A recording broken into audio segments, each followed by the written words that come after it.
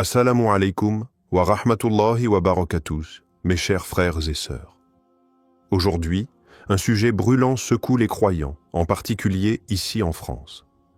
Certains individus se lèvent et osent dire « Je suis le Mahdi » ou insinuent qu'ils auraient un rôle divin spécial dans la fin des temps. Et voilà que Cheikh Al-Koussi, connu pour sa clarté et sa rigueur, lance un message direct à ces prétentions. Frères et sœurs, il est temps de lever le voile sur cette confusion grandissante. Qui est réellement le Mahdi? Que devons-nous comprendre des signes? Et surtout, pourquoi ces revendications peuvent devenir un piège spirituel immense? Dans cette vidéo, je vous apporte une parole ferme mais nécessaire, éclairée par les textes authentiques et renforcée par les sages paroles de nos savants. Préparez-vous à entendre ce que beaucoup n'osent plus dire, car la vérité n'est pas un confort. C'est une lumière. Dans de nombreuses villes françaises, des vidéos circulent, des forums se remplissent, et certains individus, parfois jeunes, parfois influencés par des rêves ou des illusions, commencent à affirmer ouvertement qu'il serait le Mahdi. D'autres n'osent pas le dire frontalement, mais laissent entendre qu'ils détiennent une mission messianique ou un savoir caché destiné à sauver la Oumma. Ces paroles trouvent un écho chez certains frères et sœurs perdus, en quête de repères ou bouleversés par les événements mondiaux.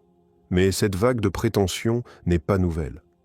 Depuis des siècles, des individus ont revendiqué ce statut, et à chaque époque, les vrais savants ont dû élever la voix pour alerter. Aujourd'hui, en France, cette réalité s'intensifie, alimentée par les réseaux sociaux, le besoin d'appartenance et parfois une forme de détresse psychologique non traitée. Le problème ne se limite pas à l'illusion d'une seule personne. Ce sont des groupes entiers qui commencent à se structurer autour de ces figures autoproclamées.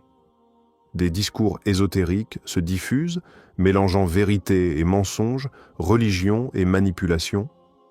Et pour les musulmans sincères mais peu formés, il devient difficile de faire la part des choses. Frères et sœurs, ces situations ne sont pas à prendre à la légère.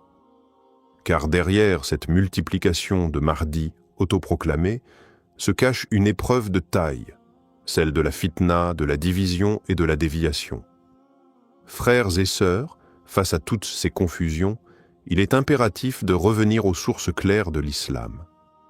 Le Mahdi n'est pas un concept vague ou mystérieux. Il a été décrit avec précision par notre prophète Mohammed, paix et bénédiction d'Allah sur lui, dans plusieurs hadiths authentiques. Le Mahdi sera un homme parmi les descendants du prophète, issu de la lignée de Fatima, la fille du messager d'Allah. Son nom sera Muhammad, fils d'Abdullah. Il ne sera ni un homme qui se proclame lui-même, ni une personne qui cherche le pouvoir. Au contraire, il fuira les responsabilités jusqu'à ce qu'on l'y contraigne, selon les récits prophétiques. Il viendra à une époque de troubles profonds, de guerre et d'oppression. Il ne surgira pas sur les réseaux sociaux, ni au travers de slogans mystérieux. Sa reconnaissance sera collective et authentique, appuyée par des signes clairs et irréfutables. Il établira la justice sur terre après que l'injustice l'aura envahi.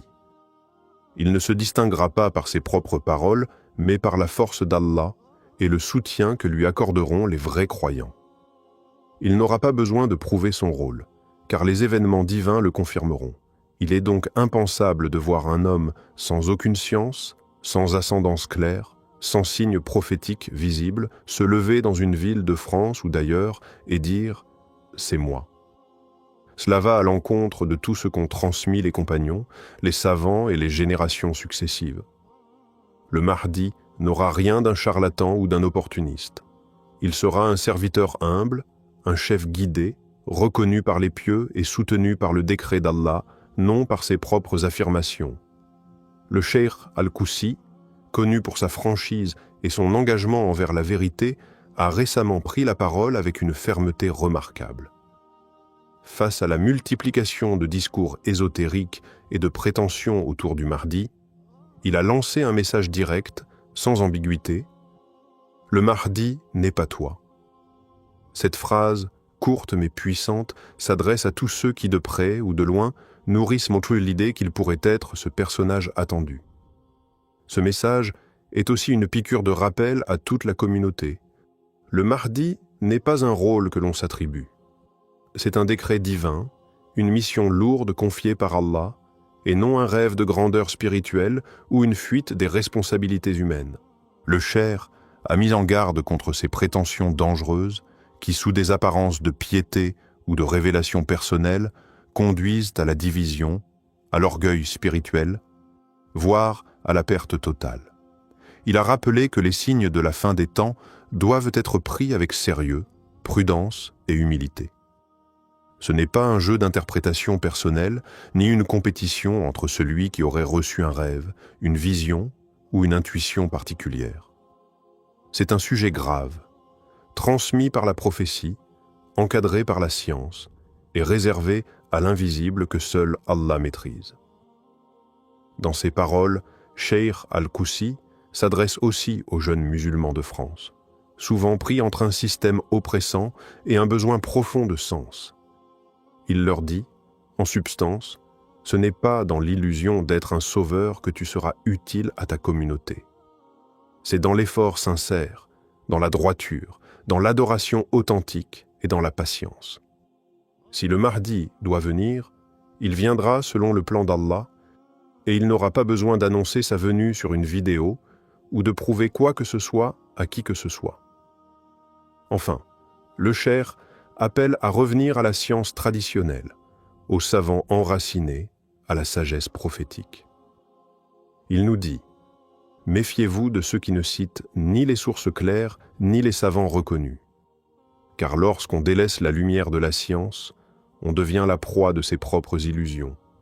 Et parfois, la pire illusion, c'est celle de se croire élu, alors qu'on n'est même pas guidé. Lorsqu'un individu prétend être le Mahdi, il ne crée pas simplement un malaise passager. Il déclenche une chaîne de conséquences spirituelles, sociales et mentales qui peuvent profondément affecter la communauté musulmane.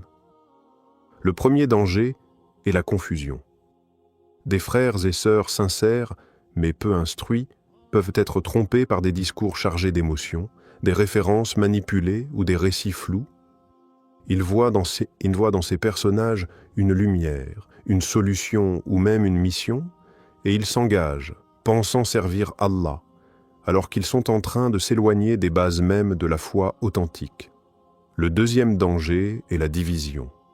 Une communauté faible en science, déjà éprouvée par les difficultés sociales et politiques, devient vulnérable à la fitna. Des groupes se forment autour de ces prétendus guides, des tensions émergent entre les croyants, et au lieu de s'unir autour du Coran, de la Sunna et des savants, certains se rassemblent autour d'un homme, d'un récit ou d'une prétendue mission céleste. Ce schisme affaiblit la Oumma, il détourne l'énergie collective vers des luttes internes et il écarte les musulmans des vrais combats, la réforme de soi, l'éducation, la solidarité et la darwa. Le troisième danger est plus subtil mais tout aussi grave, la perte de repères. Lorsqu'on voit des gens se proclamer Mahdi et qu'aucun savant ne valide leurs propos, cela crée une perte de confiance dans la structure spirituelle de l'islam. Certains jeunes en viennent à rejeter les institutions religieuses, à mépriser les savants, à croire qu'ils doivent eux-mêmes recevoir leur propre révélation. Cela mène à une forme d'anarchie spirituelle où chacun devient son propre prophète, son propre mufti, son propre sauveur. C'est exactement ce contre quoi le prophète nous a mis en garde. Des temps de confusion où le menteur sera cru et où le véridique sera accusé. Frères et sœurs, ne laissons pas les illusions d'un homme diviser ce qu'Allah a ordonné d'unir. Le vrai Mahdi ne semera jamais la fitna. Il sera unificateur, humble et guidé par la lumière divine, pas par l'ego. Face à ces prétentions et à la confusion qui règne autour du personnage du Mahdi, il est essentiel de savoir comment réagir, et cela passe par un retour à la base de notre foi. Le croyant doit se recentrer sur les enseignements clairs du Coran et de la Sunna. La première attitude à adopter est la prudence. Il ne faut jamais se laisser emporter par les apparences, par des discours séduisants ou des prétentions mystiques. Le Mahdi viendra lorsque les signes annoncés par le prophète se seront manifestés, mais il ne viendra pas en se proclamant à l'avance. Aucune révélation personnelle, aucun rêve, aucun charlatan ne peut changer ce que le prophète a déjà décrit.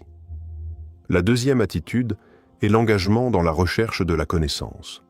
Chaque musulman doit se consacrer à l'étude sérieuse de la science islamique, comprendre le Coran, étudier les hadiths authentiques, apprendre les fondements de notre foi auprès des savants légitimes. Ne laissons pas l'ignorance nous guider vers des chemins erronés. Le prophète, paix et bénédiction d'Allah sur lui, a dit « L'ignorance est la plus grande ennemie de l'homme. » En renforçant notre compréhension de l'islam, nous pouvons discerner la vérité du faux et éviter de tomber dans le piège de ceux qui cherchent à nous égarer.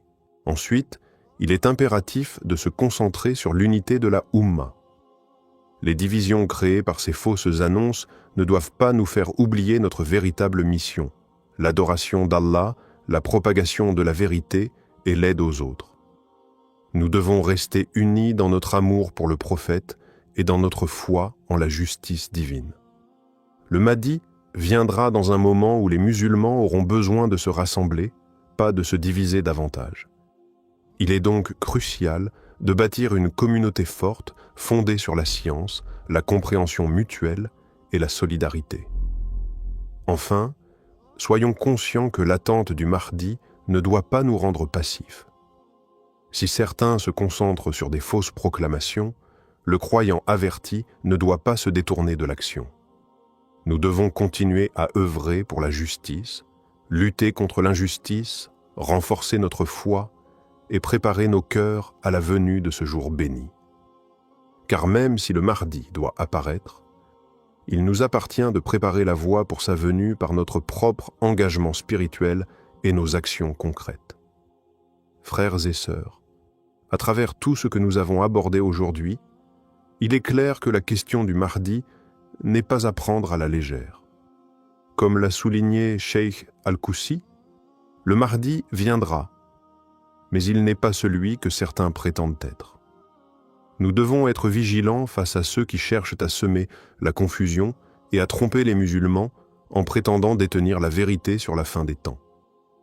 Mais il est aussi essentiel de se rappeler que la véritable préparation ne réside pas dans la spéculation ou l'illusion, mais dans une vie d'adoration sincère et de respect des enseignements authentiques de l'islam. Notre foi en Allah et notre patience sont des clés essentielles pour surmonter les épreuves qui précéderont l'apparition du Mahdi. Ces épreuves ne sont pas une raison de nous détourner de notre engagement spirituel, mais au contraire, un moyen de renforcer notre foi et notre résilience. Nous devons rester ancrés dans la vérité, chercher la science, prier avec dévotion et être prêts à accueillir la venue de notre bien-aimé Mahdi lorsque le moment sera venu selon le plan parfait d'Allah.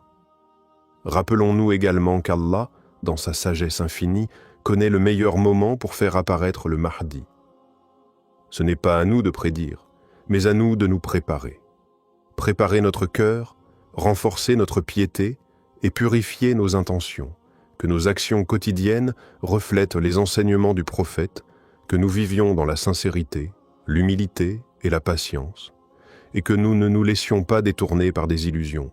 Frères et sœurs, l'important n'est pas de chercher à savoir quand le Mahdi viendra, mais de savoir comment nous vivons en attendant ce jour. Préparons-nous en renforçant nos liens avec Allah, en étant des exemples de bonté et de justice, et en nous unissant dans la quête de la vérité. Le Mahdi sera un leader divinement guidé, mais il viendra pour unifier, non pour diviser. Soyons unis dans notre foi et notre espoir en la miséricorde d'Allah. Qu'Allah nous protège de l'égarement et nous accorde la sagesse et la patience pour naviguer dans les épreuves de ces temps. Qu'il nous guide vers la vérité, qu'il nous accorde de voir les signes clairement et de rester fermes dans notre foi. Assalamu alaykum wa rahmatullahi wa barakatuh.